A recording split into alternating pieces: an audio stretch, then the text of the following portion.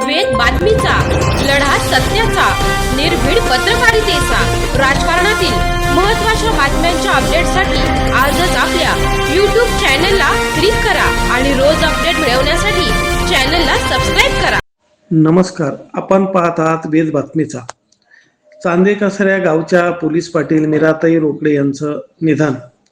कोपरगाव तालुक्यातील चांदेकसरे येथील रहिवासी चांदेकसरे व घारीगावच्या पोलीस पाटील मीराताई गोरक्षनाथ रोकडे वय 58 वर्ष यांचे शनिवारी रात्री हृदयविकाराच्या झटक्याने निधन झाले। 15 वर्षापासून त्यांच्याकडे चांदेकसरे पोलीस पाटील पदाचा पदभार होता।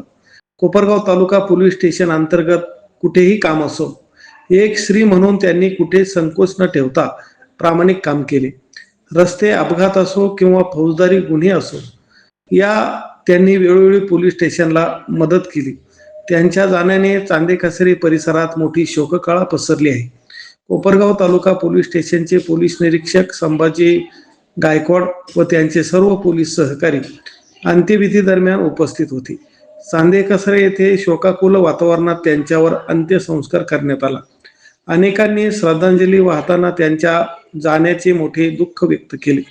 त्या कर्मवीर शंकरराव काळे कारखान्याचे माजी संचालक डॉक्टर गोरक्षनाथ रोकडे यांच्या पत्नी तर डॉक्टर सौरव रोकडे यांच्या मातोश्री होत्या।